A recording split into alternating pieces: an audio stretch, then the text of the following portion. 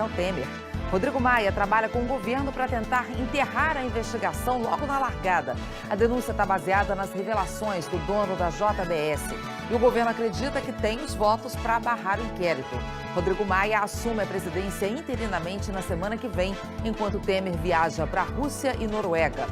O ex-ministro petista Antônio Palocci liga o sucessor dele na Fazenda, Guido Mantega, aos pagamentos ilegais aos marqueteiros das campanhas do PT. A gente mostra também que só em 3 capitais, quase 100 ônibus foram incendiados este ano em protestos e atos de vandalismo. Com a crise, eles demoram a ser substituídos e os passageiros ficam sem condução. A história da menininha de 1 ano que passou 20 horas tentando uma transferência de hospital e morreu por falta de gasolina na ambulância. A Rússia investiga a possível morte do chefe do grupo terrorista Estado Islâmico no ataque aéreo no mês passado. O Grêmio bate o Fluminense em pleno Maracanã e segue na cola do líder Corinthians no Brasileirão. São esses os nossos destaques. Hoje é sexta-feira, 16 de junho. Bom Dia Brasil está começando.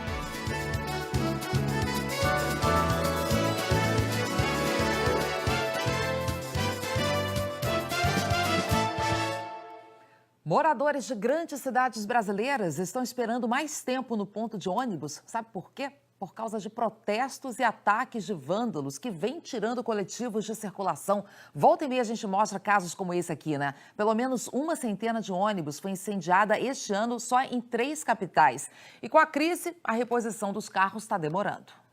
Neste bairro da periferia de Salvador, os moradores chegaram a ficar sem ônibus durante algumas horas depois dos ataques de quarta-feira. 2 ônibus foram queimados e 1 apedrejado.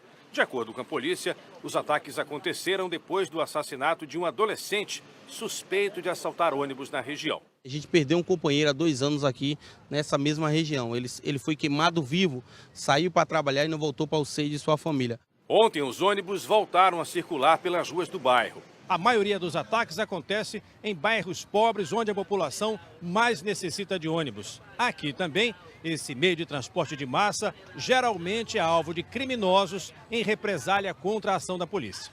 Só em Salvador e na região metropolitana, 11 ônibus já foram queimados este ano. O prejuízo para as companhias chega a 3 milhões de reais e a população também saiu perdendo. Nenhum dos veículos queimados foi reposto até agora. Nós estamos numa crise financeira sem precedente.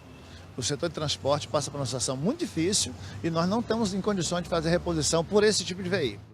Um problema comum a outros estados que também tiveram ônibus incendiados. No Rio de Janeiro, 60 ônibus foram incendiados só esse ano. Em 2016, foram 43. E como não existe seguro contra esse tipo de ocorrência, o prejuízo das empresas já chega a 46 milhões de reais. Nenhum dos veículos destruídos foi substituído porque as empresas dizem que estão sem dinheiro. Em Natal, 26 ônibus e 2 micro-ônibus foram queimados este ano. A maioria dos ataques aconteceu durante a onda de violência em janeiro. Até agora não se sabe se os veículos foram substituídos. Com menos ônibus nas ruas, a espera nos pontos só aumenta e algumas pessoas até desistem de sair de casa. Várias pessoas que não têm como se locomover ou têm certa dificuldade também passaram por essa situação e acabaram preferindo ficar em casa.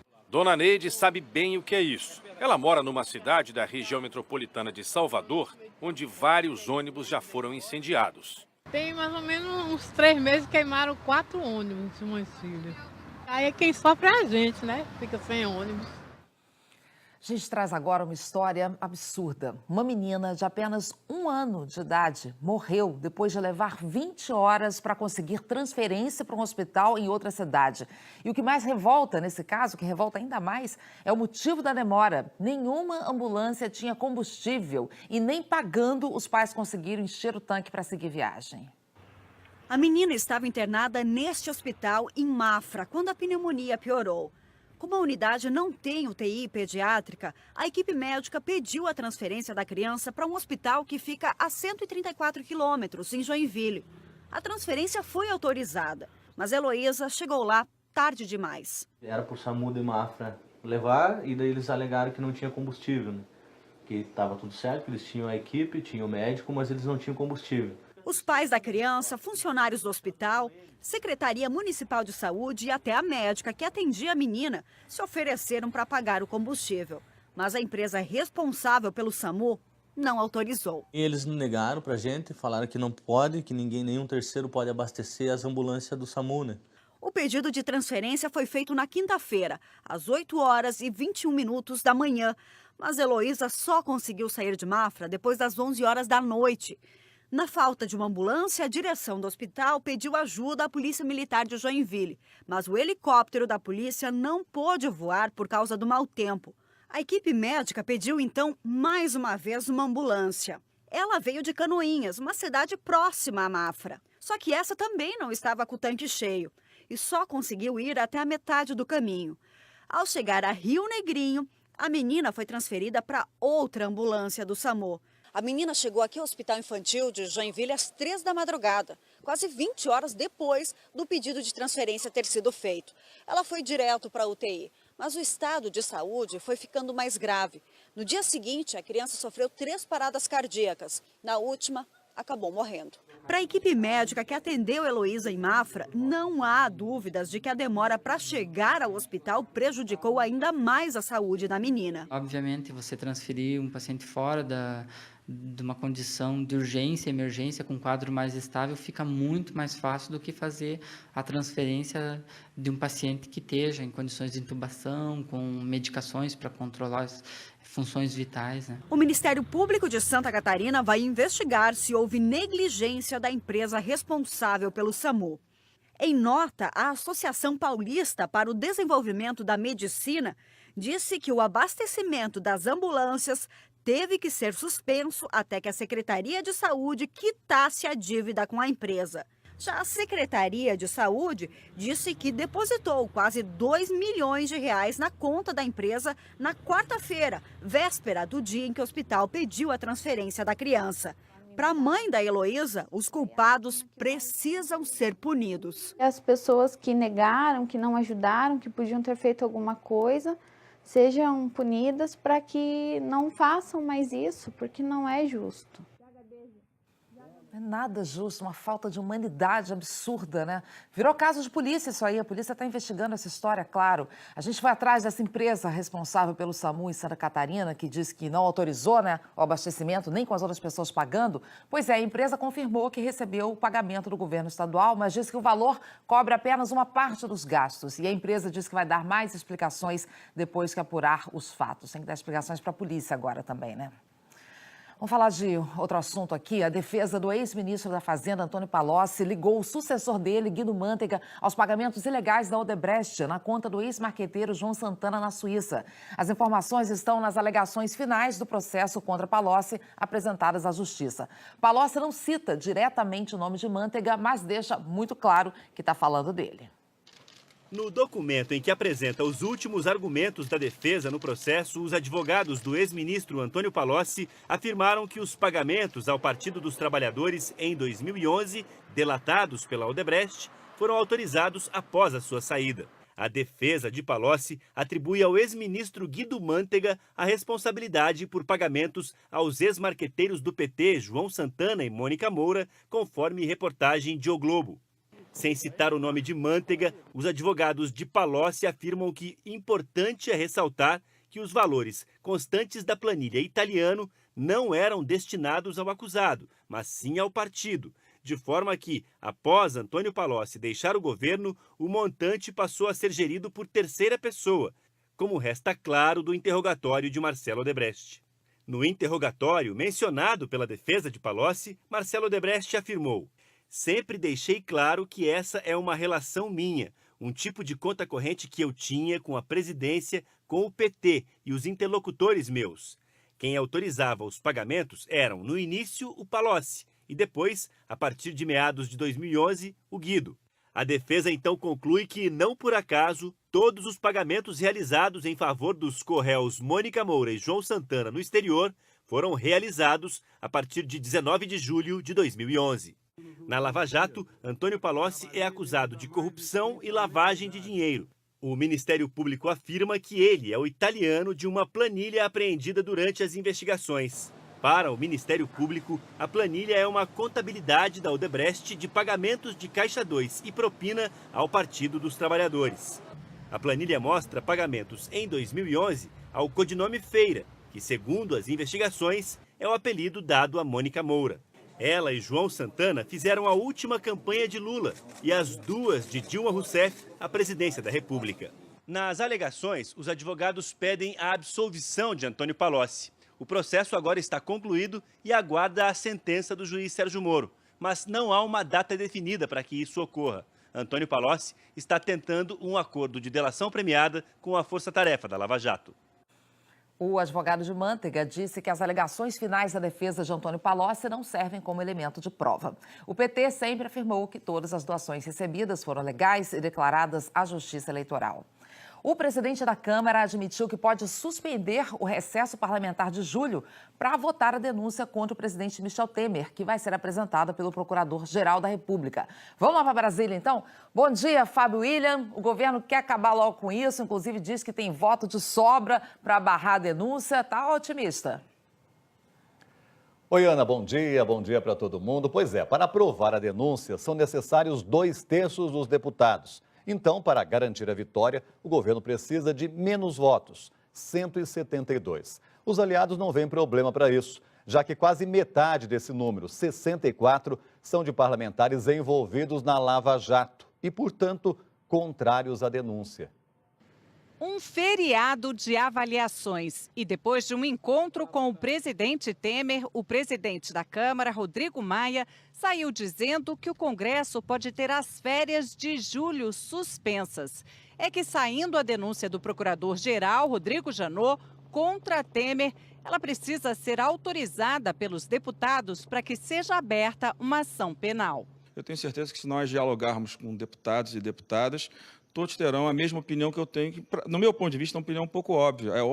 É claro que o Brasil não pode parar 15 dias, o Congresso, deixando para se votar isso com esse atraso. Maia será presidente em exercício na próxima semana, de segunda até sexta, porque Michel Temer vai viajar para a Rússia e para a Noruega. E ele é o primeiro na linha sucessória. É investigado na Lava Jato, assim como outros 63 deputados.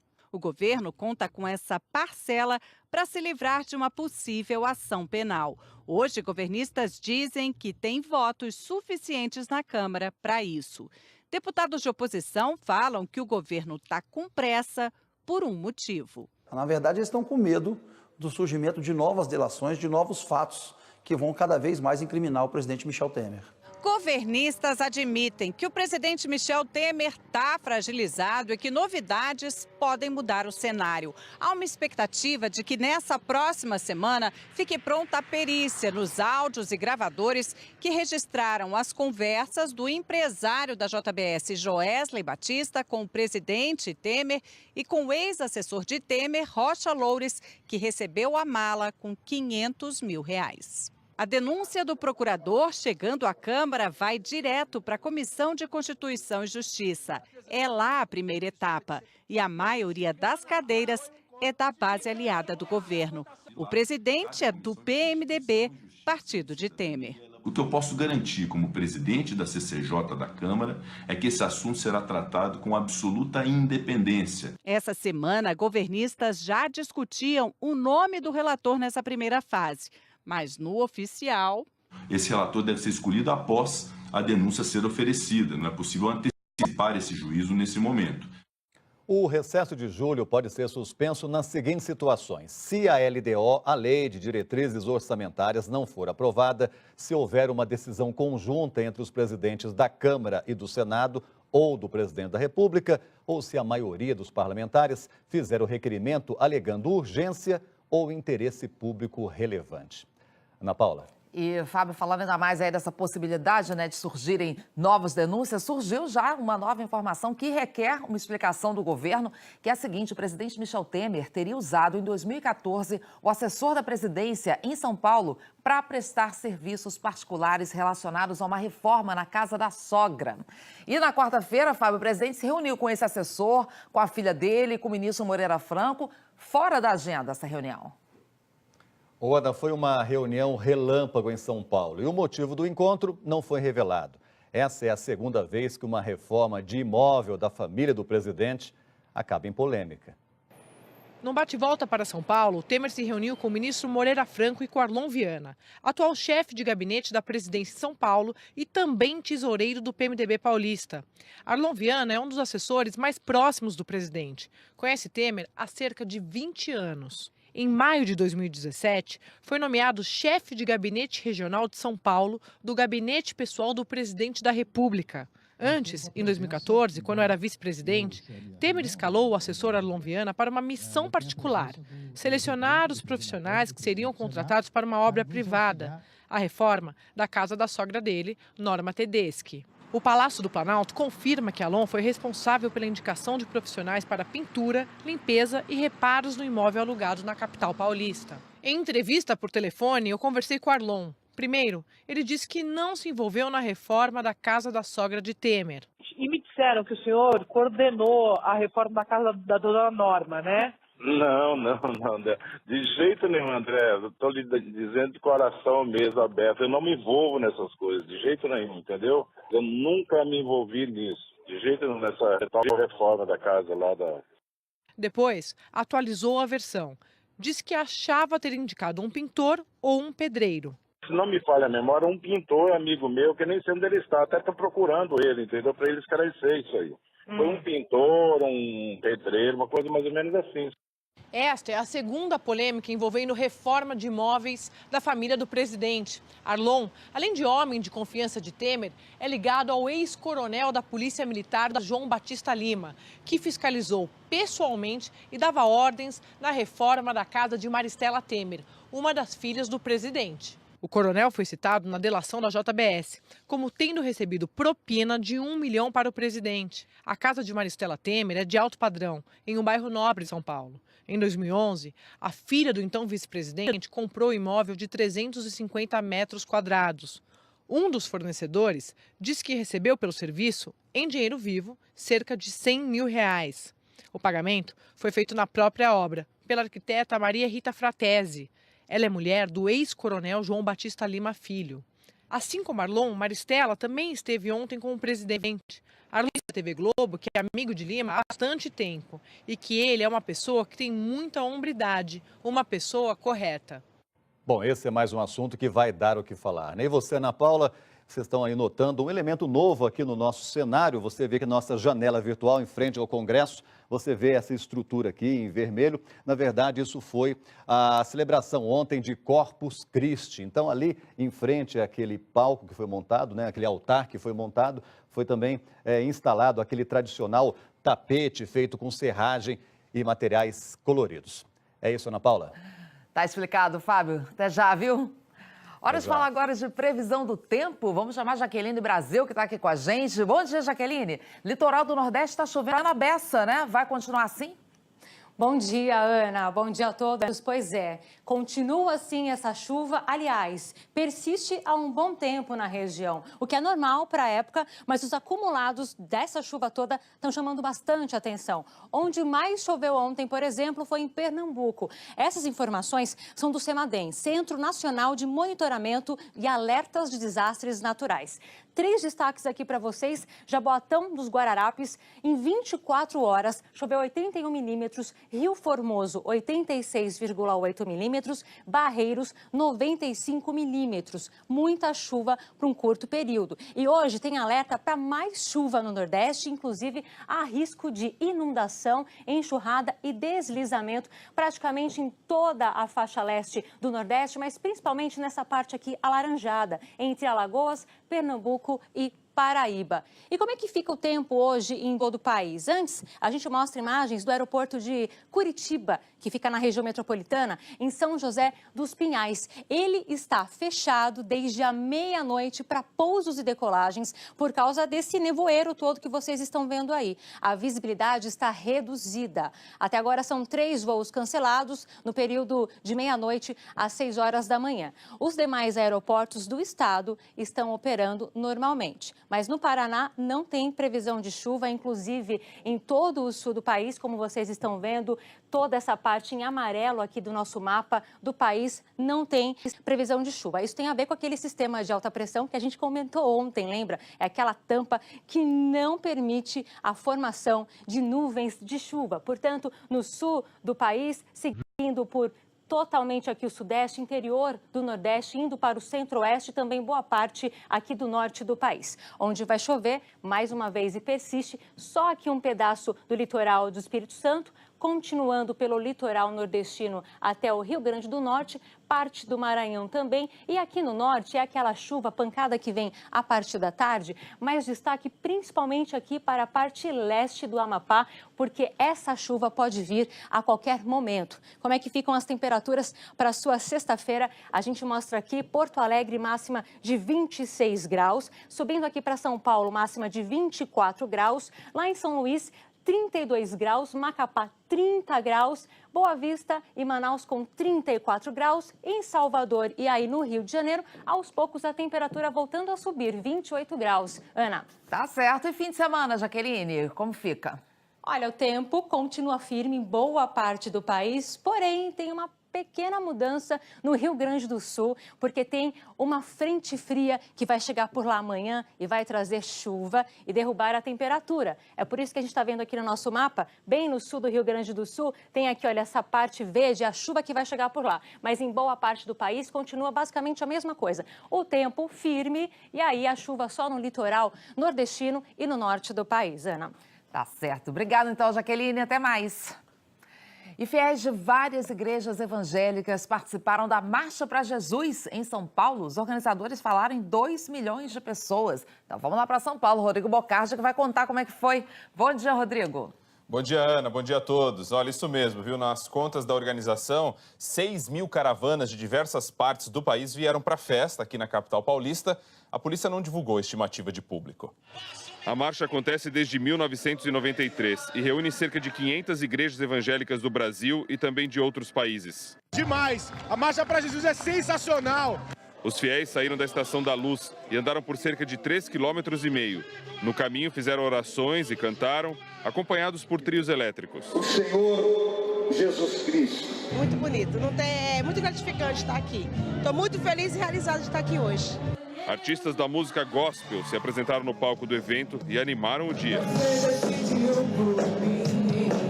Toca no fundo da gente, né? Mexe, são coisas do cotidiano que às vezes você escuta uma música, tá falando tudo aquilo que está acontecendo na sua vida. E a gente ouve esses louvores e você vê quão grande a gente é precioso para Deus, né? Foram 12 horas de shows e, como vimos aí na última imagem, o público se manteve animado mesmo quando a noite caiu. Ana. É isso, bacana, Rodrigo. Até mais. Já. Um piloto de Speedfly caiu ao saltar da Pedra Bonita em São Conrado, zona sul do Rio de Janeiro. Explicando, essa é uma modalidade nova de esporte radical que tem uma vela pequena, o piloto atinge uma velocidade muito alta. Um rapaz que fazia uma trilha filmou o momento em que o salto dá errado. Mano, o cara caiu, mano. Pois é, olha aí. O piloto desse Speedfly, que é diferente, uma modalidade diferente do parapente, embora seja parecida, ele tenta saltar, então, do topo da Pedra Bonita e cai no vazio. Ele não usou a rampa de onde é feita a maioria dos saltos. A queda foi filmada também de outro ângulo, olha aí. E dá para ver que a vela, que é o tecido do Speedfly, faz uma dobra. A pessoa que filmava, então, se assustou, abaixou a câmera, mas deu para a gente ver essa imagem. O homem que aparece aí na imagem ajudando o piloto na hora do salto disse que as condições não eram boas para o voo. O piloto Leonardo Leal Gomes foi resgatado pelo helicóptero dos bombeiros. Ele ficou muito machucado, mas o estado de saúde dele é estável. E a gente foi para a Campus Party, a famosa feira de tecnologia que agora está em Brasília para acompanhar os voos rasantes de uma disputa de drones. No futuro, tem gente já falando que essas pequenas aeronaves não tripuladas vão fazer entregas. Aí, Fábio, já fica aqui imaginando, né? A farmácia, pizza voadora, que beleza, hein? Já pensou? Seria interessante, né, Ana? Pizza fria nunca mais, né? Nunca mais. Chega rapidinho, não tem problema de trânsito nem nada. Olha, os drones, né, eles são realmente incríveis. Os pilotos de drones dão um show que mistura tecnologia de ponta e muita habilidade manual, veja só. tá todo mundo de olho arregalado. Se piscou, já era. Eles chegam a voar a mais de 100 km por hora. São drones de competição, construídos pelos próprios pilotos. Esses homens maravilhosos e suas máquinas voadoras. Parece mesmo coisa de ficção científica, mas aqui o futuro já é presente. Estamos na Campus Party, uma das maiores feiras de tecnologia e empreendedorismo digital do mundo. Este ano, um dos destaques da feira é a competição de drones. Fazer o percurso em menos tempo. Só que não é um percurso qualquer, é cheio de obstáculos, círculos, barreiras. Tem que ser muito habilidoso para não errar a curva. Ainda bem que tem a cerca de proteção. É um esporte que já virou profissão. O Rafael Paiva é campeão brasileiro e já disputou o circuito mundial nos Estados Unidos e na Coreia. Era um brinquedo no início que agora virou profissão. Hoje eu sou piloto profissional, patrocinado, eu viajo fora do país para competir e estou vivendo disso, graças a Deus. Para pilotar essas maquininhas só voando nelas. Como não cabe ninguém lá dentro, os pilotos fazem tudo virtualmente. Com esses óculos com imagens tridimensionais, é como se o piloto estivesse a bordo. E o público ainda assiste a tudo em telões, espalhados ao redor da arena. É um esporte que dá para criança, para adulto, é muito democrático, né? Olhando assim parece ser muito fácil, mas eu tenho certeza que é muito difícil isso aí, porque aqueles helicópteros já são difíceis, imagine um drone, né? Um mini drone desses aí que é super difícil, a gente vê que a dificuldade é imensa. Mas será que os pilotos são bons mesmo? Rafa lança o desafio. Bora lá sentir a sensação de ser rodeado por um drone? Vamos ver como vai ser isso aí, né? Vamos lá. Vamos lá, vamos lá. Tem que ter coragem, né? Já tá girando e começou. Cara, ele vai girar assim, né? É na velocidade? É isso. Eu tô tentando concentrar e não acertar a gente. Então não perca a concentração, deixa que eu narro. Olha, ele está girando em volta da gente a uma distância de mais ou menos 2 metros e uma velocidade considerável, viu? Melhor parar, né? Vamos parar, hein? Vamos parar. Vamos. Olha, pousa direitinho, vamos ver. Quanto pesa? Nossa, levinho.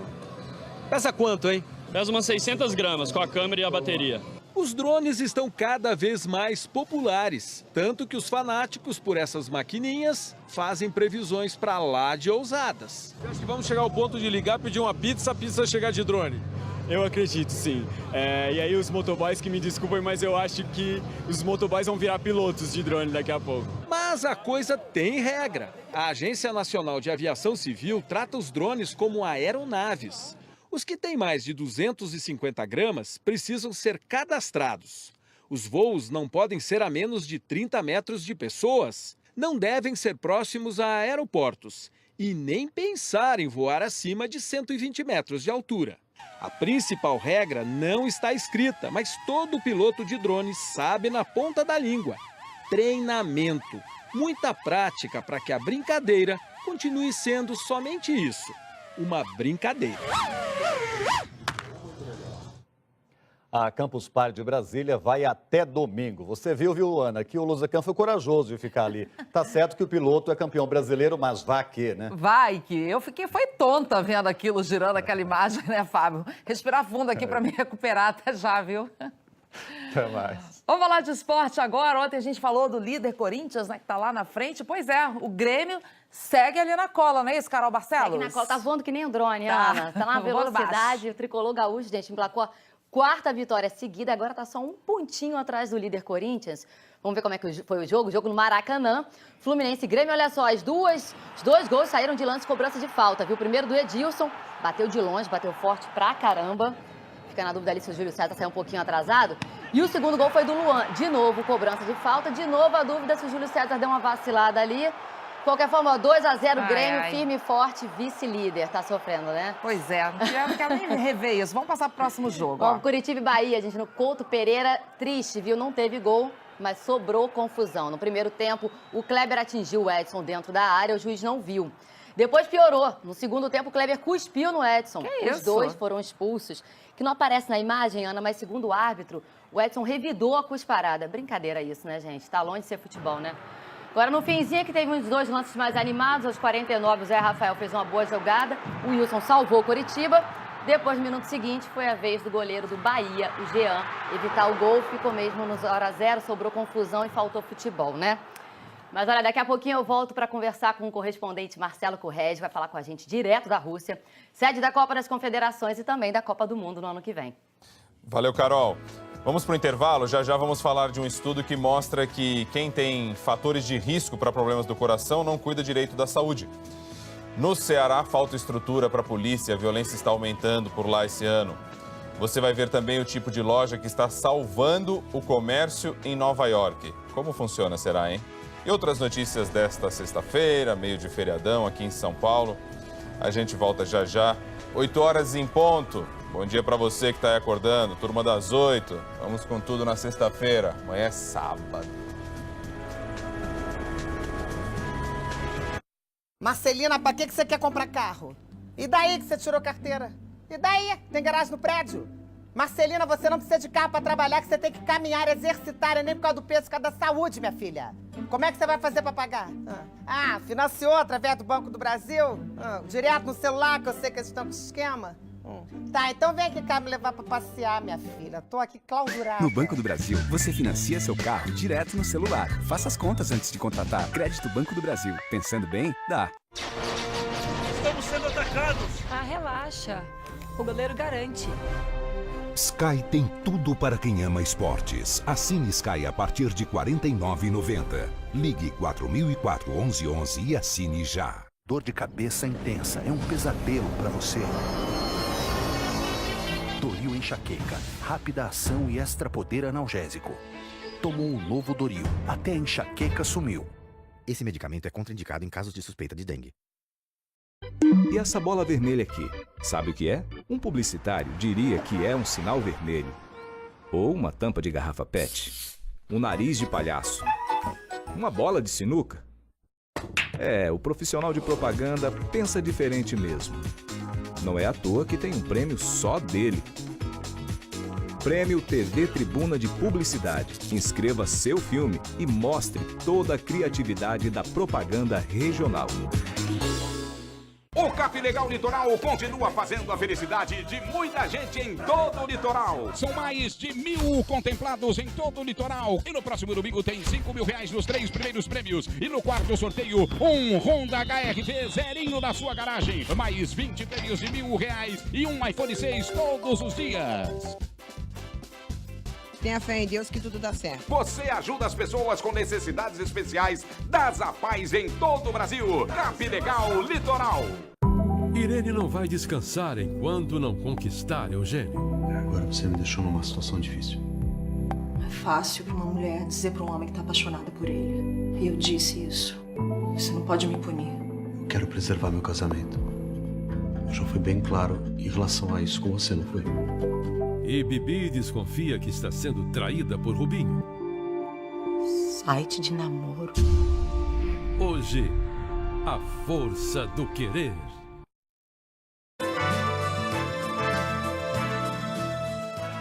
Estamos de volta com um alerta. Um estudo mostrou que justamente quem tem mais risco de sofrer um ataque do coração não toma cuidado nenhum com a saúde. Aí não dá, né, Rodrigo? Aquele caso que a pessoa já está avisada, sabe o que tem que fazer, mas vai enrolando, não se cuida e tem um risco aumentado. Até parar na emergência, infelizmente, muitas vezes. A gente está falando de fatores de risco para infarto, a doença que mais mata no mundo. O estudo foi feito pela Sociedade de Cardiologia de São Paulo, com 2.000 pacientes de unidades de saúde de 4 cidades paulistas.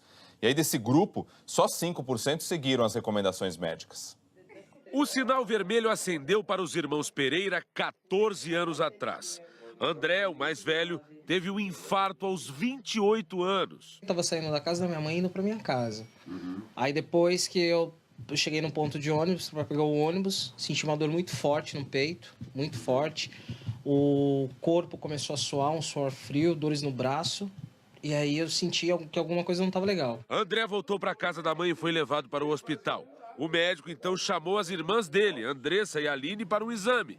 O resultado, todos tinham colesterol alto.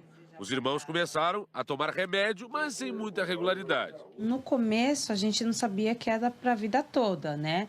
Nós achamos que colesterol é como o nosso, seria como outro qualquer, que você diminui regra a sua alimentação e iria baixar o colesterol. A ficha caiu mesmo 10 anos depois, quando o André teve outro infarto. Aí o medo apertando, você fala, ele veio a segunda vez, então ou você aperta o pé para tomar o remédio certo ou você é a próxima. A Sociedade de Cardiologia de São Paulo fez um estudo com 2.000 pacientes que já tinham passado pelas unidades básicas de saúde de 4 municípios e que apresentavam fatores de risco, como diabetes, pressão alta ou colesterol alto e que estavam na iminência, né, de ter um infarto. O estudo consistiu em observar essas pessoas, saber se elas estavam tomando os medicamentos que eram fornecidos pelo sistema, estavam cumprindo as ordens médicas, em suma, estavam se cuidando. O resultado foi o pior possível. Entre os pacientes hipertensos, apenas 35% cuidavam bem da saúde. Já entre os diabéticos e com colesterol alto, cerca de 20%. Mas o pior cenário era para quem tem os 3 problemas juntos, que representa metade da população monitorada. Nós estamos falando de pessoas que têm uma faixa etária de 37 anos. Ou seja, gente que não está protegendo a vida para quando tiver 45, 50. É gente jovem que pode morrer precocemente. E às vezes não morre, tem infarto, não morre, mas tem insuficiência cardíaca e fica uma limitação de qualidade de vida muito grande. Formas de melhorar a prevenção ao infarto, doença que mais mata no mundo, é um dos principais assuntos em debate nesse Congresso de Cardiologia em São Paulo, que apresenta algumas novidades tecnológicas. Com estes óculos de realidade aumentada, o profissional pode ver o coração de um paciente como um holograma e estudá-lo de várias formas e de vários ângulos. Ele pode ver qual é o tamanho da válvula que ele vai utilizar na cirurgia, ele pode prever as possíveis dificuldades que ele vai encontrar na cirurgia, para você entrar no coração do paciente e ver exatamente o que você precisa fazer em cada caso. E para que o coração esteja bem, o melhor mesmo é se cuidar. Além de adotar o estilo de vida saudável, com corrida, alimentação, dieta, tem que adotar também tomando os remédios que a gente tem que tomar. Estudo da Sociedade de Cardiologia de São Paulo revelou, e aí é um ponto triste nessa história, é que 17% das pessoas deixaram de tomar remédio por falta de dinheiro. Ana. E aí é complicado mesmo, né, Rodrigo? Agora vale a pena investir todo mundo nas outras medidas de prevenção que estão ao alcance de todos, né? Exercício, uma dieta melhor. Exatamente, acho que não custam. Até mais, Rodrigo. Valeu. Vamos agora para o Ceará, onde os assassinatos este ano já ultrapassam o número registrado no mesmo período do ano passado. E a escalada da violência aumenta com a precariedade do trabalho da polícia. A violência que tira vidas virou rotina no Ceará. E cenas assim se repetiram mais de 1.800 vezes de janeiro a maio desse ano. Número 22% maior que o mesmo período do ano passado. Um crime de homicídio exige uma investigação cuidadosa, que normalmente começa com a coleta de testemunhas, imagens de câmeras de segurança próximas, ir atrás e monitorar os suspeitos. Mas isso requer tempo, estrutura e, principalmente, policiais à disposição. O Sindicato dos Policiais Civis diz que é difícil trabalhar em delegacias como esta, da região metropolitana de Fortaleza, onde falta até espaço.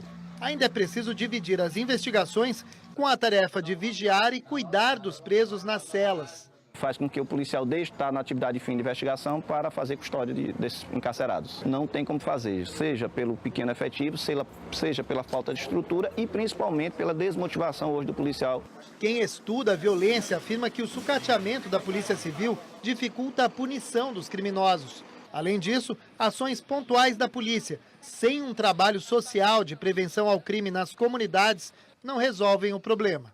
Se eu não penso esse sistema, se eu não penso esse conjunto de ações, o que é que eu vou ficar fazendo? Eu vou ficar lá enxugando gelo, né? De fato, vai lá na periferia, faz prisões, apreende arma, apreende droga e a situação continua exatamente como estava. Ou piora.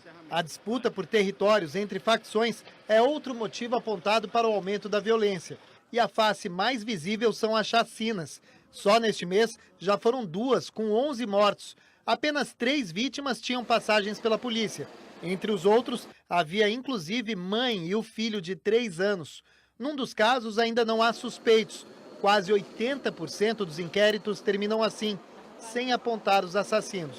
Isso impacta no sistema, no funcionamento, né, da oferecimento das denúncias, no decorrer da investigação, né, na agilidade, na proatividade da resposta jurisdicional. Secretaria de Segurança Pública do Ceará informou que aumentou de 5 para 11 o número de delegacias de homicídios e que o efetivo de policiais cresceu 26%. A Secretaria disse ainda que está reforçando o policiamento nas ruas. Aqui em São Paulo, domingo tem Parada do Orgulho LGBT. 3,5 milhões de pessoas são esperadas para a festa. Sabina Simonato está lá na Avenida Paulista, palco principal. Oi, Sabina, bom dia. Bom dia, Rodrigo. Bom dia a todos. Olha, esse pessoal que você falou, 3,5 milhões de pessoas, eles vêm de várias partes do Brasil, viu? Já são 21 anos da Parada do Orgulho Gay. E para esse ano, sabe quais serão as atrações? Vai ter show da Anitta, da Nayara Azevedo e para encerrar lá no Vale do Anhangabaú, a cantora Daniela Mercury, como já é de costume. Sabe quantos trios elétricos este ano? 19. Bom, a concentração vai ser aqui, em frente ao MASP, o Museu de Arte de São Paulo, a partir das 10 horas da manhã, mas a parada acontece do meio-dia às 6 da tarde. É bom você chegar antes, porque já vai se ambientando, vai participando do esquenta. Daqui o pessoal vai até a Consolação, vai passar também pela rua Coronel Xavier de Toledo. Então, lembrando, 3,5 milhões de pessoas a partir do meio-dia de domingo, Rodrigo. Ok, Sabina, muito obrigado aí pelas informações. Deixa eu mudar de assunto agora, falar de alguns registros relacionados a acidentes de trânsito. E aí, 3 pessoas morreram ontem em 2 graves acidentes. O primeiro foi no quilômetro 219 da rodovia Dutra, em Guarulhos. O carro bateu contra um muro, 2 mulheres morreram neste acidente. O outro acidente foi na zona norte de São Paulo. Um carro entrou na contramão e foi atingido por um outro. E aí uma pessoa morreu e outra ficou gravemente ferida. E hoje cedo, bem cedo ainda, um homem também faleceu depois de ser atropelado por um ônibus na estrada de Itapecerica, na zona sul de São Paulo. Nossas equipes acompanharam o trabalho dos bombeiros, trabalho que durou aproximadamente meia hora, um grande esforço para tentar salvar o rapaz. Os bombeiros chegaram a usar um macaco hidráulico para levantar o ônibus, mas infelizmente não deu. Agora 8 horas e 11 minutos, Jaqueline Brasil. Foi o acidente de destaque, né, na manhã dessa sexta-feira, que está bem tranquila. Aqui no Waze a gente mostra justamente esse ponto aqui de congestionamento. Onde é que foi esse atropelamento? Foi ali na altura do 5.170 da estrada de Itapecerica, um pouco depois da Avenida Carlos Lacerda, foi no sentido do bairro. Mas ali é um trecho mais estreito, tem ainda a faixa interditada por lá, a faixa de ônibus, e vocês podem observar que o trânsito está complicado. Tem um trecho ali de lentidão para quem vai no sentido centro. Muito pela curiosidade também, né, Rodrigo? Sabe um outro destaque também que a gente observa aqui? A gente até observou mais cedo com o Globocop a grande movimentação ali na região do Brás.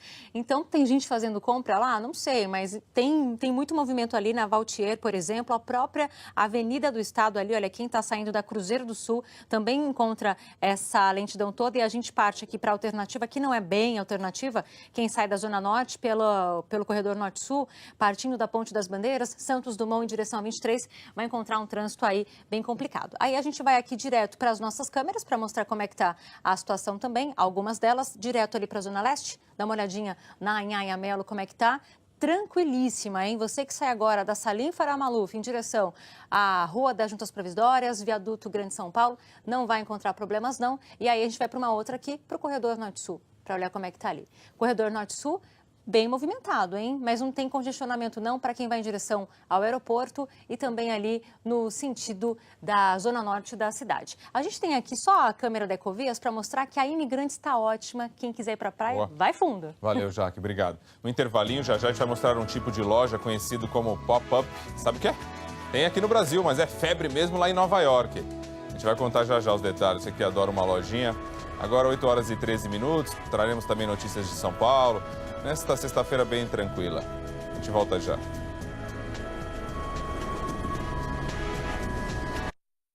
E você, Maria Eduarda, você aceita o João como seu legítimo esposo? Na saúde, na doença, na calvície, no reumatismo, na incontinência urinária e na falência da empresa que ele vai abrir no seu nome. Quer saber tudo antes? Com o Globoplay dá. Baixe o aplicativo, assine e assista antes as séries da Globo. É a Globo, Play. Pai, posso ficar aqui com vocês? Pode, claro que você pode. Vem cá. Tá com saudade, filhota? Pai, sobe aí. Filho. Pai, chega aí, vamos lá. Todo mundo quer ver a nova Smart TV TCL. A primeira com o exclusivo botão Globoplay. TCL. Piloto automático guiado por GPS. Chave controle remoto. Auto parking. Painel de realidade aumentada.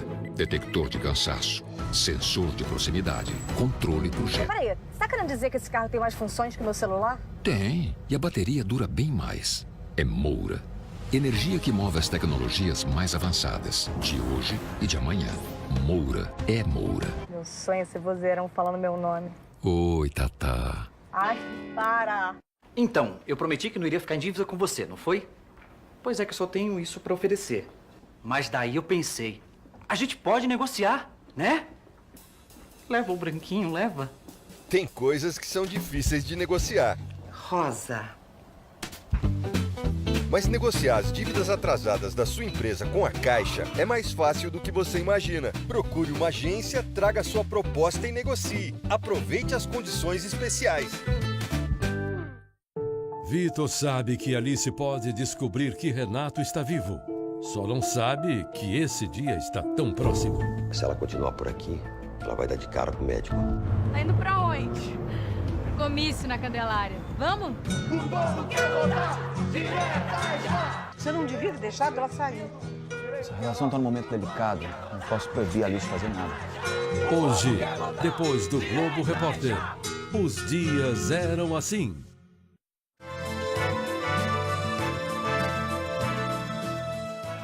O alto preço dos imóveis e a concorrência com o comércio pela internet vem estimulando a abertura em Nova York de lojas conhecidas como pop-up. Essas lojas funcionam por alguns dias, períodos curtos, e depois fecham de novo.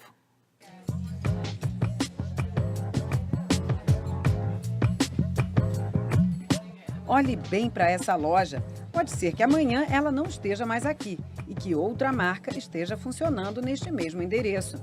São as lojas pop-up ou temporárias, um novo tipo de comércio que está ganhando as calçadas de várias cidades do mundo. O inquilino fica o tempo que quiser. O aluguel pode ser por um dia, alguns meses ou até algumas horas. Uma alternativa para o que o consultor Jonathan Miller chama de apocalipse do comércio.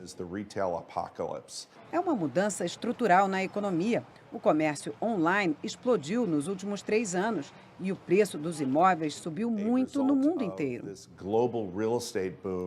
Aqui em Nova York, onde o preço dos aluguéis é altíssimo, 3 em cada 10 espaços comerciais estão vazios. Os aluguéis de curto prazo ajudam proprietários e inquilinos. Para o dono da loja, é melhor do que deixar o espaço disponível. Para o dono da marca, é um teste de mercado, sem precisar assumir um compromisso de longo prazo. A Joy é vice-presidente de uma imobiliária pioneira nos aluguéis temporários. Para os empreendedores, é uma ferramenta para conhecer melhor a clientela e oferecer uma experiência física para quem começou na internet. Para os proprietários, a vantagem é atrair clientes para bairros que eles normalmente não frequentariam. As irmãs Samantha e Morgan fundaram essa marca de roupas usadas há 7 anos e já mudaram de endereço 25 vezes. Dá mais flexibilidade. Se a loja não está indo bem, mudamos para outro quarteirão que pode responder melhor. Fidelidade mesmo só na internet. A cada mudança, ampliamos a clientela. Depois que o cliente está viciado, é só nos seguir pela rede social para saber o próximo endereço. Nesse espaço alugado no Sorro, por 1 ano, convivem 35 marcas. Cada empresário fica o tempo que quiser. A carioca Cristina desenha joias delicadas em prata e diz que nunca conseguiria abrir um espaço próprio num bairro nobre se tivesse que pagar o aluguel sozinha. Porque uma lojinha pequenininha ninguém vai entrar. Uma loja grande com diferentes designers é muito mais bacana. Mas o consultor em mercado imobiliário avisa: esse modelo é como um curativo, não resolve o problema dos aluguéis muito caros, nem da queda de demanda no comércio.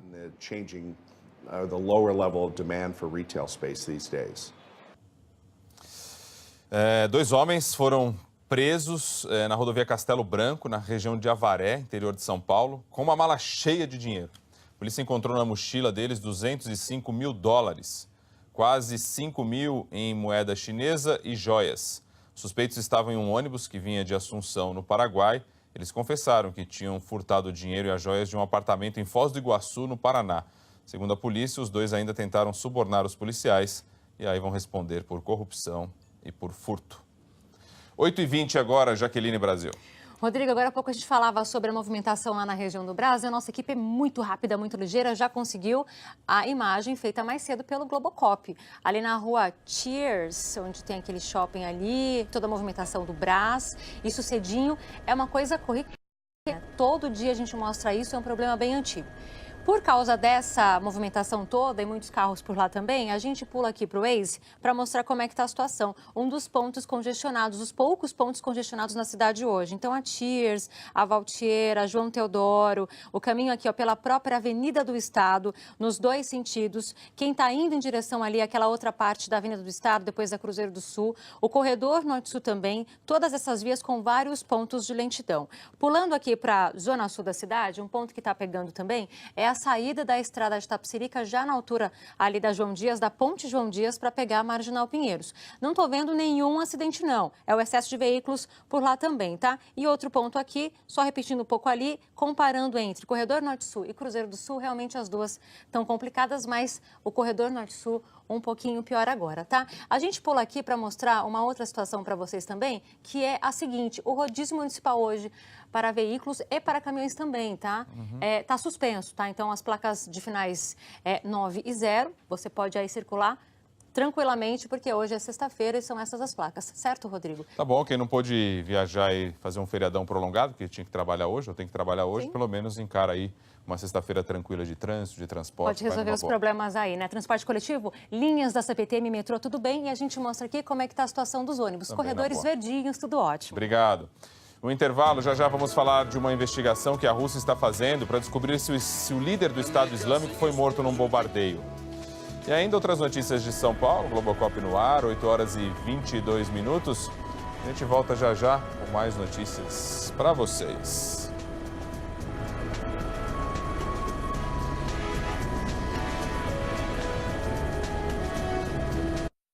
Posso anotar seu pedido? Eu queria um carrão responsa. Que tal um New Festa no Capricho? Ele vem...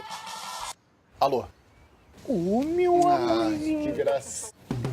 New Fiesta 1.6 por 48.490, taxa zero e em 24 vezes.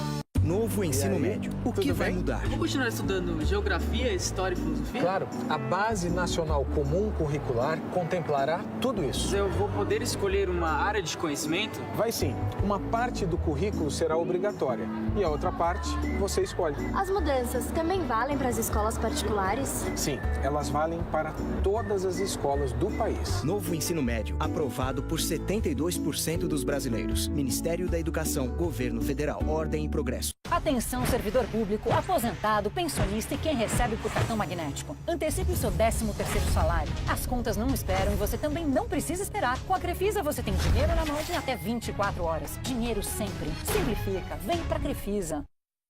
Tem muita gente conectada, procurando emprego, antenada na economia que gira em torno do porto, escolhendo eventos na agenda ou uma nova experiência gastronômica. Os principais acontecimentos da região estão no g1.com.br/Santos.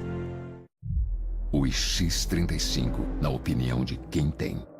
Eu acho o carro lindo. A mecânica é muito boa, quer dizer, não é à toa que a Hyundai dá 5 anos de garantia, né? E eu me sinto segura porque o carro é bem alto, o porta-malas é super espaçoso, cabe tudo que a gente precisa. Se a gente recomenda... Pra caramba.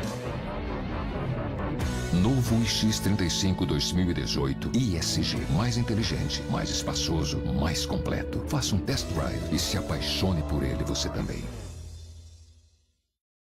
Venha para a maior feira gaúcha do Brasil. Expo Gaúcha, de 16 a 25 de junho no Mendes Convention Center. Moda, produtos, cultura, danças típicas e gastronomia do Sul. Expo Gaúcha, de 16 a 25 de junho no Mendes Convention Center.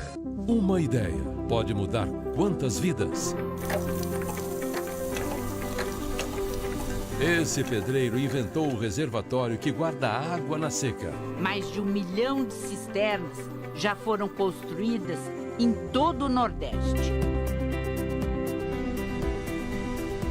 Esse médico criou uma lente que substitui o transplante de córnea. Está devolvendo a muita gente a visão. E o pai da aviação inventou além do avião. A escada com os degraus recortados para facilitar os movimentos. Hoje, no Globo Repórter.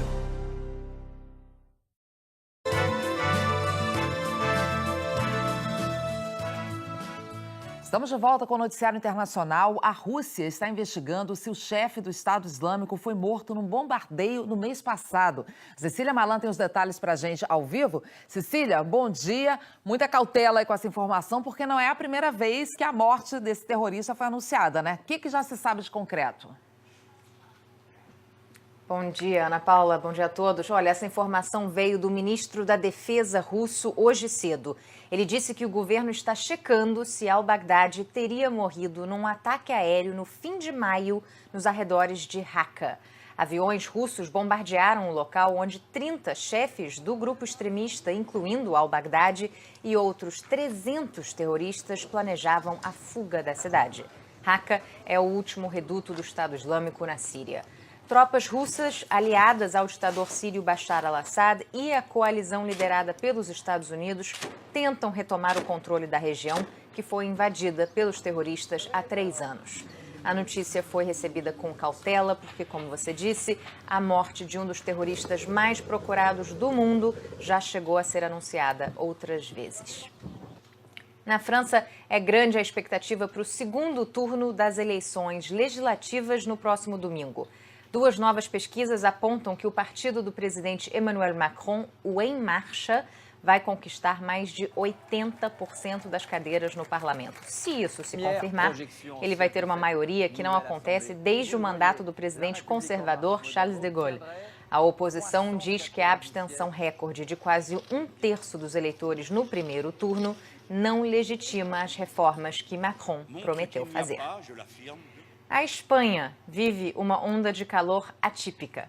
Ontem, em Madrid, a temperatura chegou a 42 graus. Ficou ainda mais quente em Toledo e as fontes ficaram lotadas de gente tentando se refrescar. O verão na Espanha é quente, mas as temperaturas não costumam ficar tão altas assim já em junho. 30 províncias emitiram alertas de calor e a previsão é de mais calorão durante o fim de semana. Calor na Europa, e aqui em São Paulo, o pessoal curtindo um friozinho. Com esse clima, vira uma boa opção aí o Festival de Sopas da CEAGESP. A repórter Mariana Janjacomo foi lá conferir.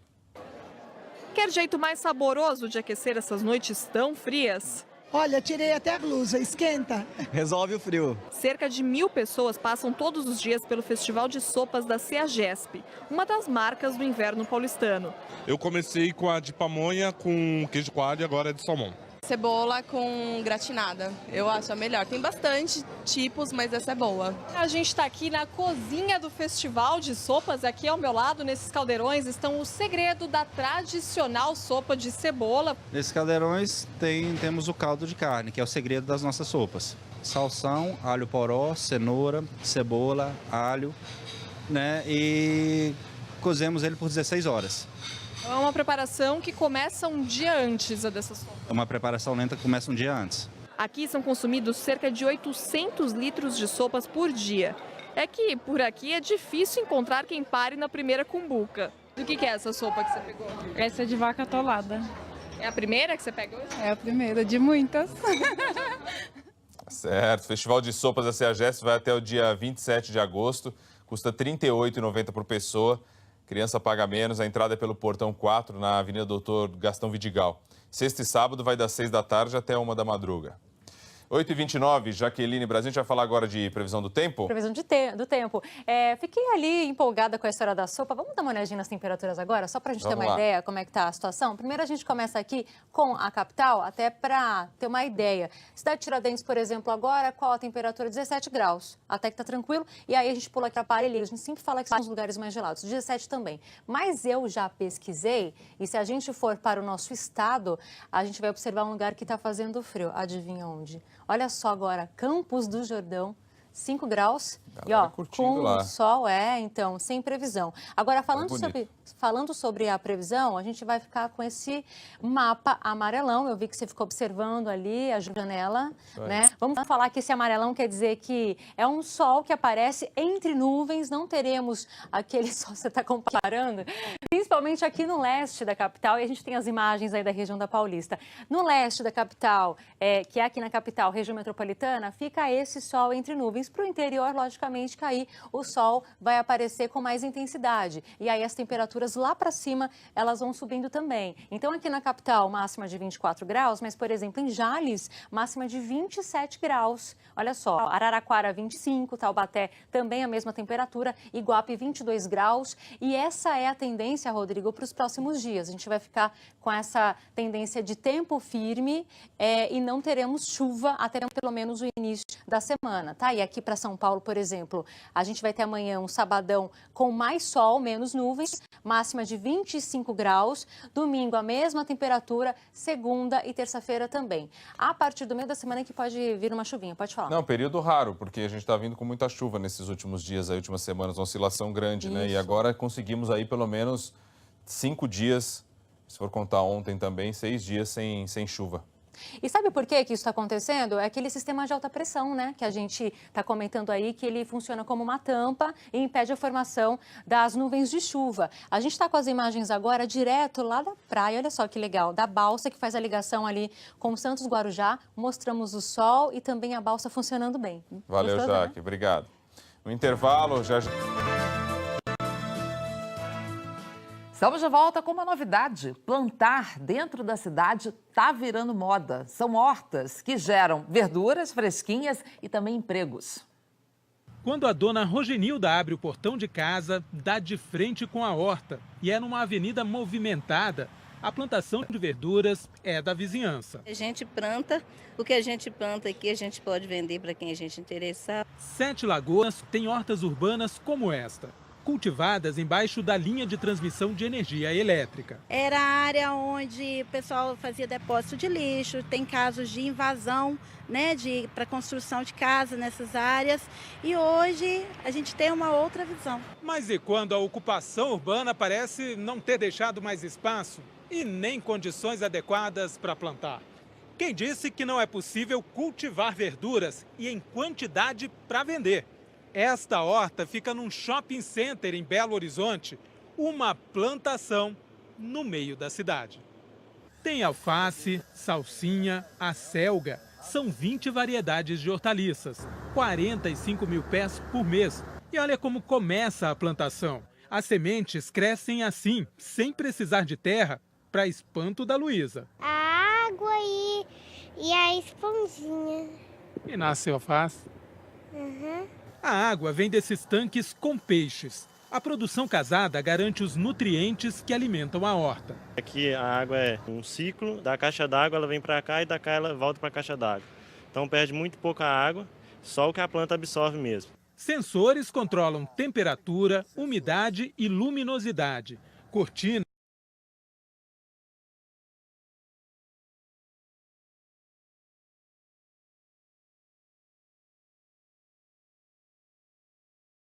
O campo não perde essa memória, né? E lembra muito o campo? Muito, porque as coisas são muito frescas, né? E chegam mais rápido ao consumidor. Ó, a Luísa, e o pai aí? Colheu e eu já estou comendo. Bom para quem planta e para quem produz. Tanto aqui na estufa quanto nos canteiros em ruas, as plantações urbanas geram emprego e renda. Trabalhar aqui na horta, a gente tem uma rendazinha para ajudar na família, ajudar estudo de menino, dá tudo, né? Em 7 Lagoas, são 350 famílias envolvidas, com muito orgulho. Meu negócio é levantar cedo e estar no serviço. E tem muita coisa tirar daqui. Muito bacana, né? E não dá para ter desculpa, que na cidade não dá. Ainda, se por acaso faltar um pedaço de terra, ainda tem aquela cultura da hidroponia com água, que dá para a gente produzir verduras aí bem bacanas. Mudando de assunto, a Prefeitura de Diadema, aqui na Grande São Paulo, confirmou a primeira morte por meningite na cidade neste ano. É uma criança que estudava na creche Eva Maria dos Santos, morreu no dia 7 de junho, semana passada. A Vigilância Epidemiológica disse que adotou todas as medidas estabelecidas por órgãos técnicos mundiais. A direção da creche orientou os pais dos outros alunos e forneceu um medicamento preventivo para a classe da criança que morreu. E agora a gente vai falar de um incêndio num posto de combustível na zona norte de São Paulo. Aconteceu ontem. A polícia vai investigar se os funcionários estavam adulterando gasolina na hora do acidente. Equipes da Companhia Ambiental do Estado de São Paulo disseram que um dos caminhões-tanque tinha a identificação de gasolina e o outro de metanol, que é bastante usado por criminosos aí na adulteração. Segundo os funcionários, o fogo começou quando eles faziam a transferência do combustível de um caminhão para o reservatório subterrâneo. Os moradores contaram que ouviram 3 ou 4 explosões, conseguimos perceber algumas aí. 3 pessoas ficaram feridas. Alguns equipamentos do posto têm a marca da rede Ale, mas uma faixa diz que o posto tem nova direção. Nós não conseguimos contato com o dono do posto e nem com a rede Ale. 10 linhas de ônibus de Guarulhos agora têm desconto na tarifa, hein? Notícia boa que o Vitor Bonini conta pra gente. A economia vai de 40% a 50% na integração de 10 linhas de ônibus da MTU. Serve para quem sai do Jardim Fortaleza ou Jardim Cocai aqui em Guarulhos e vai para São Paulo. Ou então quem faz essa viagem de volta. Só que, o pessoal precisa usar o cartão BOM e se fizer essa integração, tem que ser aqui na Avenida Papa João Paulo I ou então na Rua Bela Vista do Paraíso. 15 mil pessoas usam essas 10 linhas por dia útil. E antes, quem, por exemplo, pagava R$ 12,55 para ir para o metrô Penha, agora vai pagar quase metade desse valor. Vai ser R$ 6,60. A gente vem falando disso desde cedo aqui, já sobre essa história. E muita gente já de outras cidades da região metropolitana também pedindo a mesma coisa, como, por exemplo, Taboão, andei lendo. Vale até história pra gente na semana que vem tratar sobre isso aqui. Ver se tem algum planejamento, ver se esse pessoal vai também. Porque na hora do desconto é isso aí, galera. Porque é um incentivo para usar o cartão e é um mega desconto ali no bolso, né? Continuando a falar sobre transporte coletivo. Vamos lá, 8h39. E para os nossos mapas aqui, trem e metrô. Tá tudo bem agora, tá? Linhas da CPTM do metrô sem problemas. E eu falava agora há pouco, Rodrigo, sobre o rodízio. Só para deixar bem claro, o rodízio está suspenso para carros e caminhões, mas as restrições, então, a zona máxima para restrição, para fretados e caminhões, estão valendo todas elas, tá? A gente vai direto aqui para o Waze para mostrar como é que está a situação, onde o bicho está pegando. Ponte João Dias, saída em direção à Marginal Pinheiros, não tinha acidente, agora acabou de pintar um acidente bem na saída da ponte, então o trânsito acaba ficando um pouco mais complicado. Não é terrível, como a gente vê. Todo dia tem. Então, até hoje, né? Eu ia até falar que, geralmente, numa sexta-feira, o bloco seria maior, mas agora está menor, tá? As estradas, agora, elas estão tranquilas para você viajar em direção ao interior e ao litoral. Obrigado. No intervalo, já vamos falar de um projeto no Rio que encontra nas escolas novos talentos do atletismo. Agora, 8h40. A gente volta já.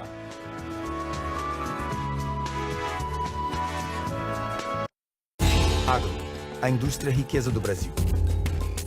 Cebola é agro. Branca, amarela, roxa. 50 variedades são cultivadas no Brasil. Além de ser comestível, a cebola tem flores que podem ornamentar as saladas. 70% da safra vem da agricultura familiar. Trabalho garantido para 180 mil pequenos produtores. Em 2016, o faturamento do campo chegou a 3 bilhões de reais. Sul, Nordeste e Sudeste são as principais regiões produtoras. Cebola é rica em potássio, cálcio, vitamina C. Cebola tempera os pratos e a nossa economia. É um dos vegetais mais consumidos no mundo. Cebola é agro. Agro é tech, agro é pop, agro é tudo. Tá na Globo. Apoio Vigor. Descubra esse sabor. E Ford Ranger. Só ela tem 5 anos de garantia. Antônia está se apaixonando sem saber que Júlio é um dos culpados pelo roubo. Nunca vi Antônia interessada assim em alguém. Domênico tá de olho nesse caso. Já saquei que tem alguém na área. Só lamento que não seja eu. E esse policial ciumento pode virar um problema. Júlio, O garçom, o que será que ele estava fazendo na noite do furto? Você tá querendo acusar o cara só porque o Antônio tá na dele? Hoje, pega! Vem aí a primeira corrida indoor em Praia Grande. Corrida 6K Litoral. Dia 2 de julho com percurso pelo estacionamento externo do Litoral Plaza Shopping. Corrida 6K Litoral. Dia 2 de julho. Inscrições no site corremuito.com. Patrocínio Litoral Plaza Shopping. Deu a louca na Atri! Mobilike 2018 completo por apenas R$ 35.990 ou entrada mais parcelas de só R$ 699. Aceitamos seu usado mesmo financiado e fazemos troca com troco. Só na Atri em Santos. Feriado combina com churras. Na laje, na varanda, na churrascaria, no quintal. Cada um faz em um lugar. Cada um faz de um jeito. Aqui o churrasquinho é gostoso demais. Seja onde for. O Bem-Estar vai te contar quais são as 5 coisas que você precisa comprar para deixar o seu churrasco mais saudável. Ou então pede alguém para levar. Exatamente, né? pode ser também. Boa ideia. É depois do Mais Você.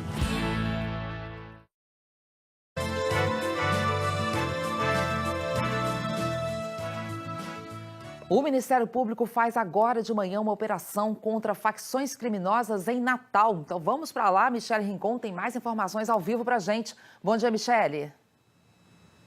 Bom dia, Ana Paula. Estão sendo cumpridos 21 mandados de prisão, 24 de condução coercitiva e mais de 100 mandados de busca e apreensão. A operação investiga há 2 anos as organizações que praticam dentro e fora dos presídios crimes como tráfico de drogas, homicídios, explosões de caixas eletrônicos. Em 2 anos, essas organizações teriam movimentado mais de 6 milhões de reais. As medidas estão sendo cumpridas em 18 cidades do Rio Grande do Norte, além de Natal, como você falou, outras 17 cidades do Rio Grande do Norte, em 13 unidades prisionais e também no Presídio Federal de Porto Velho, de Rondônia, que fica no estado de Rondônia. 200 pessoas estão participando dessa operação agora pela manhã, Ana Paula. Ok, operação nas ruas, então. Obrigada, Michele, pelas informações. Vamos voltar a falar de esporte? Amanhã começa a Copa das Confederações na Rússia. É isso, né, Carol Barcelos? Contagem regressiva total. Contagem regressiva, Ana. E a Copa das Confederações é um grande teste, né, para a Copa do Mundo do ano que vem, né, gente? Nossos correspondentes já estão na Rússia. A gente vai conversar agora com o Marcelo Correge para falar sobre uma das grandes preocupações dos organizadores, né, Correge, que é a questão da segurança. Para a gente é bom dia, para você acho que é boa tarde já. É, são 6 horas de diferença, né? Isso aí, Ana Paula, Carol. Bom dia para vocês, aqui já é tarde. Eu estou em frente ao estádio do Spartak Moscou, que é a casa da Copa das Confederações aqui na capital russa e também é um estádio da Copa do Mundo. E aqui na entrada do estádio a gente pode ver a preocupação com segurança. Uma catraca e lá dentro detectores de metais, onde é feita uma revista muito detalhada. Ninguém consegue entrar nos estádios, nos centros de treinamento e até nos hotéis em que as delegações estão hospedadas, sem ligar seus aparelhos celulares, computadores, porque os atentados terroristas acontecem com bombas sendo detonadas através desses aparelhos. Então, a polícia, a segurança particular e até o exército, todos ficam muito atentos a esse tipo de coisa. Uma preocupação com segurança justificável, porque a Rússia tem sido alvo de atentados terroristas nos últimos tempos. Em abril, o atentado de metrô de São Petersburgo chamou muita atenção e nos últimos 12 anos Moscou também teve 2 atentados terroristas em estações de metrô. Falando de futebol, começa nesse fim de semana a Copa das Confederações. Nós já temos Cristiano Ronaldo com a seleção portuguesa treinando em Kazan. Em Sochi, a seleção alemã que está com um time bem jovem, e aqui em Moscou, os chilenos, que foram campeões das Américas, podem ser uma surpresa, mas estão preocupados com o seu principal jogador, o Alexis Sanches, andou mancando depois do treino de ontem e é dúvida para a estreia do Chile no domingo aqui nesse estádio contra Camarões. A seleção portuguesa joga também no domingo contra a seleção mexicana em Kazan e a estreia é entre Rússia e Nova Zelândia amanhã em São Petersburgo. Carol. Obrigada, Correge. Bom trabalho para toda a nossa equipe que está aí na Rússia. Bacana. Bem, agora vamos mudar de esporte, vamos falar de atletismo, gente. Olha só como é que o esporte pode ser transformador, né? E com boas iniciativas é possível encontrar novos talentos. No Rio de Janeiro, um projeto busca nas escolas públicas nomes para o futuro do atletismo. O conceito de vitória pode ir muito além do esporte. Esse ataque cardíaco que ela teve foi para mim e eu parei de respirar também. E aos pouquinhos tudo foi se apagando em mim mesmo. Um parto complicado deixou sequelas no cérebro da Eduarda, que cresceu com um déficit de atenção. Todo mundo falava, né, que eu não ia ser nada. que eu era inútil, que eu era burra, sabe? Aí teve um dia que eu decidi mudar e comecei a correr atrás. Correndo, a Duda se juntou há 1 ano e meio a um grupo inicialmente formado por mais de 2.000 jovens entre 12 e 17 anos, como ela, de escolas públicas da Zona Oeste do Rio de Janeiro. Meu nome é Leonardo. Olá, meu nome é Rayane. Oi, meu nome é Júlia Luiz. Tenho 15 anos. Tenho 12 anos. É um projeto piloto da Confederação de Atletismo, Comitê Olímpico do Brasil, com o apoio da Aeronáutica, que cede o espaço. Escolhe-se uma região, faz uma parceria com as escolas vizinhas e se inicia o processo de busca por potenciais atletas. Depois da identificação e da confirmação, chegou a hora da passagem para o último bastão, o desenvolvimento desses jovens talentos para o futuro no esporte. A gente vê que a coisa vai ficando séria quando vai reduzindo o número de pessoas. Os 20 selecionados iniciaram a fase final do treinamento, a lapidação. Terão à disposição a mesma estrutura que abrigou a equipe olímpica do atletismo brasileiro nos Jogos Rio 2016. A gente viu a mudança completa em termos de perspectivas que eles tiveram no dia a dia, o retorno, principalmente dos pais que participaram ativamente de todo o processo. Correr atrás dos sonhos, das vitórias, e nem precisa esperar chegar lá na frente para saber que valeu a pena. Eu sonhava muito em chegar até aqui, né? Então, para mim, é muito feliz. Muito legal, né? Olha, a ideia é que esse projeto saia do papel também para outras modalidades. Vamos torcer, né, Ana? Muito bom, até para quem não vai virar atleta profissional, né, Carol? Faz parte da educação. Sim, já é um projeto transformador. Com isso, a gente vai encerrando, então, o nosso Bom Dia Brasil de hoje. Bom fim de semana, pessoal. Bom fim de semana para todo mundo. Só lembrando que domingo tem um mega evento aqui em São Paulo, a Parada do Orgulho LGBT. Boa. Uma estimativa aí de público de cerca de 3 milhões de pessoas. Show de Daniela Mercury, 19 trios elétricos, Anitta. Paradona vai ter muita paradinha. Paradinha, aqui em São Paulo. paradinha. Vai ser animado o negócio. Bom final de semana, dormirei até acordar amanhã, pessoal. E aqui a gente se despede com uma boa notícia. A Receita Federal paga hoje o primeiro lote da restituição do imposto de renda. O dinheiro já está depositado na conta. São 3 bilhões de reais no total. No mais, uma ótima sexta-feira e um excelente fim de semana.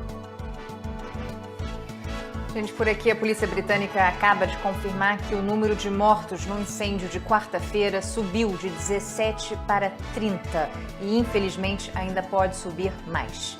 Mais cedo, a rainha Elizabeth II e o neto, o príncipe William, visitaram o local da tragédia.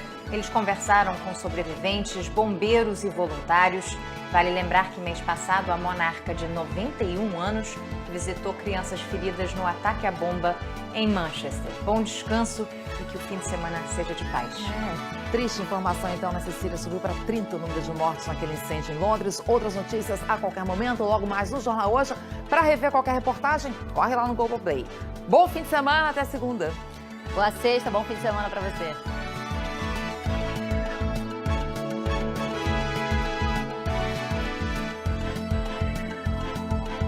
Contra Michel Temer. Rodrigo Maia trabalha com o governo para tentar enterrar a investigação logo na largada. A denúncia está baseada nas revelações do dono da JBS.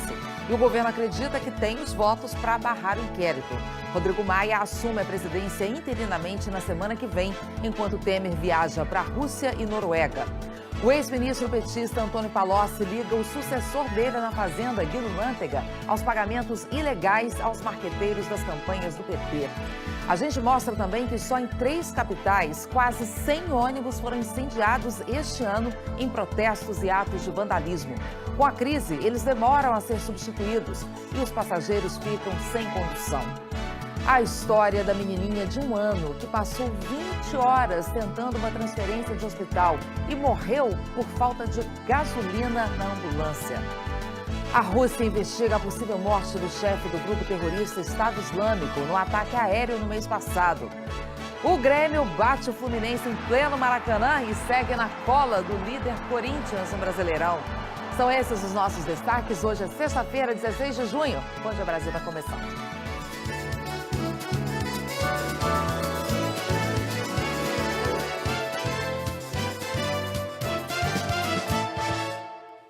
Moradores de grandes cidades brasileiras estão esperando mais tempo no ponto de ônibus. Sabe por quê? por causa de protestos e ataques de vândalos que vêm tirando coletivos de circulação. Volta e meia a gente mostra casos como esse aqui, né? Pelo menos uma centena de ônibus foi incendiada este ano só em 3 capitais. E com a crise, a reposição dos carros está demorando. Neste bairro da periferia de Salvador, os moradores chegaram a ficar sem ônibus durante algumas horas depois dos ataques de quarta-feira. 2 ônibus foram queimados e um apedrejado. De acordo com a polícia, os ataques aconteceram depois do assassinato de um adolescente suspeito de assaltar ônibus na região. A gente perdeu um companheiro há 2 anos aqui nessa mesma região. Ele foi queimado vivo, saiu para trabalhar e não voltou para o seio de sua família. Ontem, os ônibus voltaram a circular pelas ruas do bairro. A maioria dos ataques acontece em bairros pobres, onde a população mais necessita de ônibus. Aqui também, esse meio de transporte de massa geralmente é alvo de criminosos em represália contra a ação da polícia. Só em Salvador e na região metropolitana, 11 ônibus já foram queimados este ano. O prejuízo para as companhias chega a 3 milhões de reais e a população também saiu perdendo. Nenhum dos veículos queimados foi reposto até agora. Nós estamos numa crise financeira sem precedente. O setor de transporte passa por uma situação muito difícil e nós não estamos em condições de fazer reposição por esse tipo de veículo. Um problema comum a outros estados que também tiveram ônibus incendiados. No Rio de Janeiro, 60 ônibus foram incendiados só esse ano. Em 2016, foram 43. E como não existe seguro contra esse tipo de ocorrência, o prejuízo das empresas já chega a 46 milhões de reais. Nenhum dos veículos destruídos foi substituído porque as empresas dizem que estão sem dinheiro. Em Natal, 26 ônibus e 2 micro-ônibus foram queimados este ano. A maioria dos ataques aconteceu durante a onda de violência em janeiro. Até agora não se sabe se os veículos foram substituídos. Com menos ônibus nas ruas, a espera nos pontos só aumenta e algumas pessoas até desistem de sair de casa. Várias pessoas que não têm como se locomover ou têm certa dificuldade também passaram por essa situação e acabaram preferindo ficar em casa. Dona Neide sabe bem o que é isso. Ela mora numa cidade da região metropolitana de Salvador, onde vários ônibus já foram incendiados. Tem mais ou menos uns 3 meses que queimaram 4 ônibus em Moicílio. Aí é quem sofre é a gente, né? Fica sem ônibus. A gente traz agora uma história absurda. Uma menina de apenas 1 ano de idade morreu depois de levar 20 horas para conseguir transferência para um hospital em outra cidade. E o que mais revolta nesse caso, que revolta ainda mais, é o motivo da demora. Nenhuma ambulância tinha combustível e nem pagando os pais conseguiram encher o tanque para seguir viagem. A menina estava internada neste hospital em Mafra, quando a pneumonia piorou. Como a unidade não tem UTI pediátrica, a equipe médica pediu a transferência da criança para um hospital que fica a 134 quilômetros, em Joinville. A transferência foi autorizada, mas Heloísa chegou lá tarde demais. Era para o SAMU de Mafra levar e daí eles alegaram que não tinha combustível, né? Que estava tudo certo, que eles tinham a equipe, tinham o médico, mas eles não tinham combustível. Os pais da criança, funcionários do hospital, Secretaria Municipal de Saúde e até a médica que atendia a menina se ofereceram para pagar o combustível. Mas a empresa responsável pelo SAMU não autorizou. Eles negaram para a gente, falaram que não pode, que nenhum terceiro pode abastecer as ambulâncias do SAMU, né? O pedido de transferência foi feito na quinta-feira, às 8h21 da manhã. Mas Heloísa só conseguiu sair de Mafra depois das 11 horas da noite. Na falta de uma ambulância, a direção do hospital pediu ajuda à Polícia Militar de Joinville, mas o helicóptero da polícia não pôde voar por causa do mau tempo. A equipe médica pediu, então, mais uma vez uma ambulância. Ela veio de Canoinhas, uma cidade próxima a Mafra. Só que essa também não estava com o tanque cheio e só conseguiu ir até a metade do caminho. Ao chegar a Rio Negrinho, a menina foi transferida para outra ambulância do SAMU. A menina chegou aqui ao Hospital Infantil de Joinville às 3 da madrugada, quase 20 horas depois do pedido de transferência ter sido feito. Ela foi direto para a UTI, mas o estado de saúde foi ficando mais grave. No dia seguinte, a criança sofreu 3 paradas cardíacas. Na última, acabou morrendo. Para a equipe médica que atendeu Heloísa em Mafra, não há dúvidas de que a demora para chegar ao hospital prejudicou ainda mais a saúde da menina. Obviamente, você transferir um paciente fora de uma condição de urgência, emergência, com um quadro mais estável, fica muito mais fácil do que fazer a transferência de um paciente que esteja em condições de intubação, com medicações para controlar as funções vitais, né? O Ministério Público de Santa Catarina vai investigar se houve negligência da empresa responsável pelo SAMU. Em nota, a Associação Paulista para o Desenvolvimento da Medicina disse que o abastecimento das ambulâncias teve que ser suspenso até que a Secretaria de Saúde quitasse a dívida com a empresa. Já a Secretaria de Saúde disse que depositou quase 2 milhões de reais na conta da empresa na quarta-feira, véspera do dia em que o hospital pediu a transferência da criança. Para a mãe da Heloísa, os culpados precisam ser punidos. As pessoas que negaram, que não ajudaram, que podiam ter feito alguma coisa, sejam punidas para que não façam mais isso, porque não é justo. Não é nada justo, uma falta de humanidade absurda, né? Virou caso de polícia isso aí, a polícia está investigando essa história, claro. A gente foi atrás dessa empresa responsável pelo SAMU em Santa Catarina, que disse que não autorizou, né, o abastecimento, nem com as outras pessoas pagando. Pois é, a empresa confirmou que recebeu o pagamento do governo estadual, mas disse que o valor cobre apenas uma parte dos gastos. E a empresa disse que vai dar mais explicações depois que apurar